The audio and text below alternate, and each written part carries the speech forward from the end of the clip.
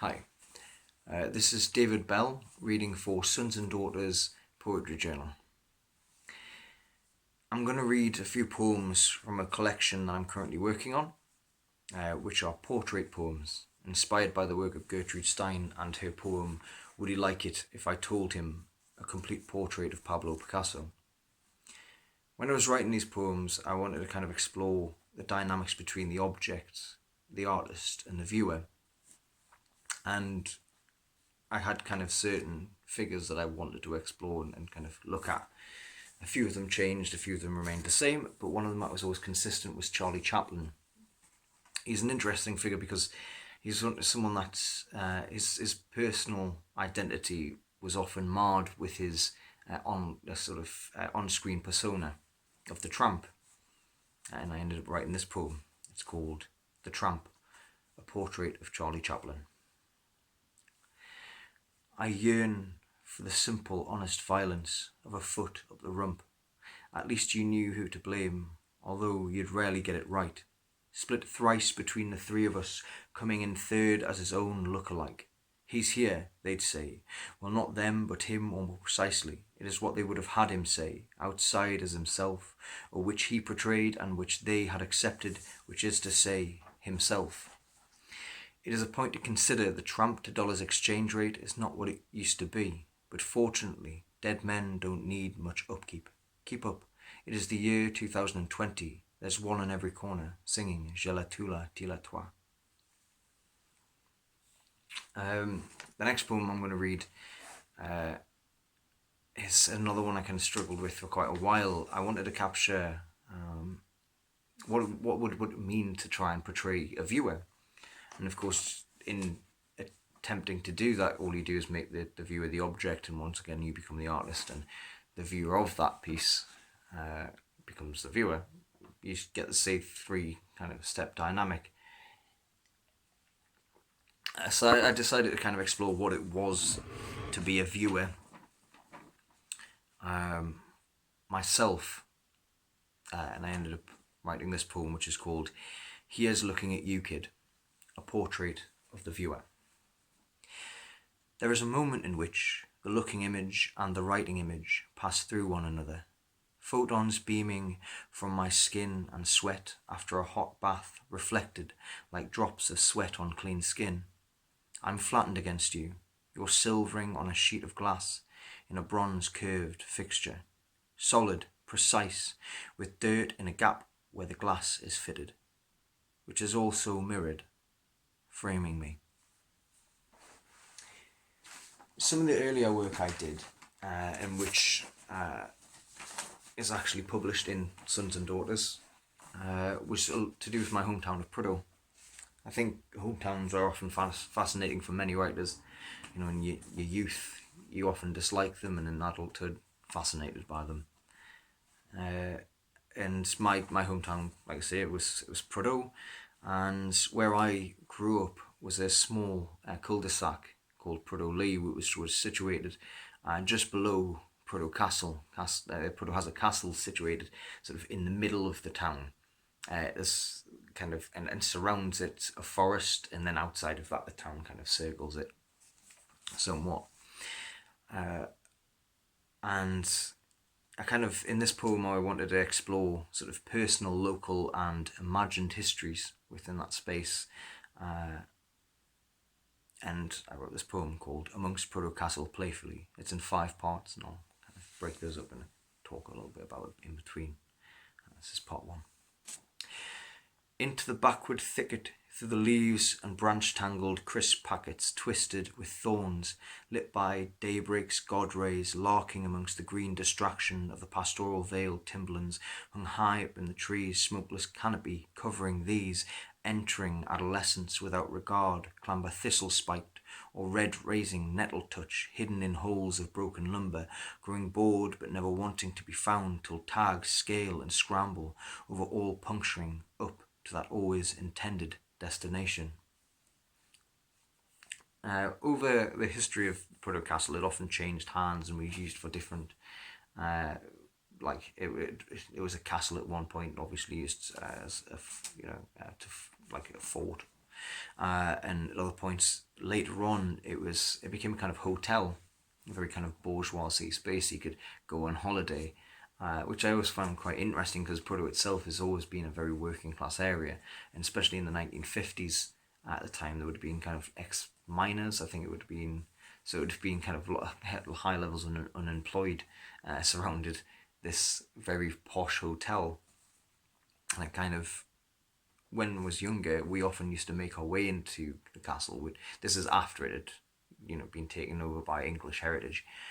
We used to try and break in essentially and find our own ways in because we just couldn't afford to pay. But we also were children and were fascinated by the idea of a castle. I'm going to read part 2 now.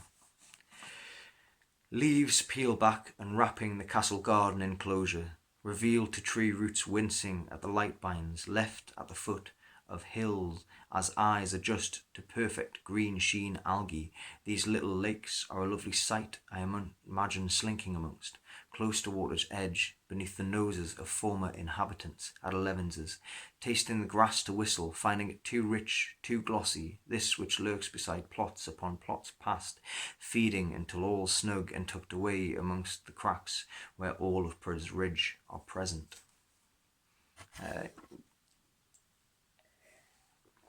So Proto has this fascinating kind of history between England and Scotland. Earlier on, it was owned by O'Donnell Umfraville, who was a Norman baron, and he had firmly cemented himself as with the English, and so Northumberland at the time was kind of firmly in the hands of the English, and sort of was, like I say, it was a fort, kind of very, very much used to protect England from Scotland. And later on, it came in the hands of Thomas Percy and the Percy family, who were relations of Harry Hotspur, and had made known to side with Mary Queen of Scots, and in fact they were not allowed to inhabit the castle out of fears that they would collaborate and help essentially take over England. So it kind of it creates this very interesting point in which I feel there's kind of a marring of English and Scottish identity. I'll explore that. I'll talk a little about that in a second. But anyway, this is part 3. Threshold of stone-clad gatehouse in complete singularity, split I O'Donnell of Normandy and barony, standing in phantasm while turning on a penny, yelling, "Ye shall not have peace." Scoundrel Earl of Hotspur kin, unsheathing a branch blade of mythic steel for his oh-so-legitimate sovereign, lunging forward, strike struggling in all-out head-trip, to thwapped chins, bruised knuckles, and teared-up war cries of snitching at last, heel on chest, I rend him through, cleaving grass, mud, sediment, all severed, incomplete. So, as I said, it's kind of this identity of both English and Scottish. The reason I kind of think about this is that I think it's something that can kind of be seen across Northumberland as a whole. A lot of Northumberland tradition is probably a lot more closely linked to lowland Scotland than England itself. We've got small pipes here, which are similar to bagpipes but smaller. I'm assuming that's the major difference. I don't know that much about musical instruments, to be honest, the difference between the two. We also have our own tartan, and there's certain kind of dances and traditions which I think much more kind of closely linked to Scotland, like I say, England. And I used it as kind of this point at which, like I say, Scotland meets England in the poem. Anyway, I'm going to read part 4 now. Cracked sky with thunder toil of anguish and self-infliction, bemoaning fault scarper up stony steps to chapel entrance sanctuary, from crumbling chaos and fear undone. His given spirit speaks imperfect in love, so ethereal like haunting of his desolate shade, prattle on of cheats, traitors, and the unfinished homework, to be, not be too, by fermenting proud shards and half-tarn apparition, cannot be abated, but greys and blues, shrinking pipes blaring, we are all shatterborn of both, siblings of none, by title alone attached to black cab, red bus, Big Ben.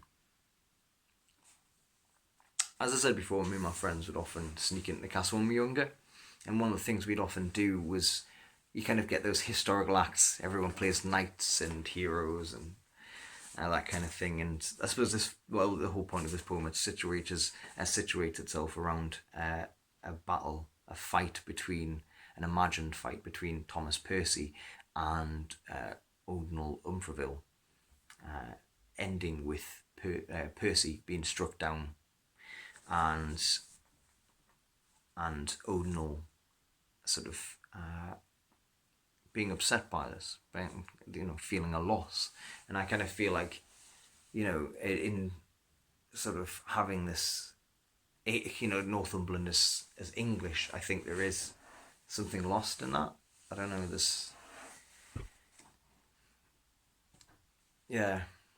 I don't know, it feels like there's something's missing, or maybe it's just a personal thing I feel, or I think there's something a bit more to explore there, but I've recently read a book by Alex Niven, kind of explains it, I think, a bit better.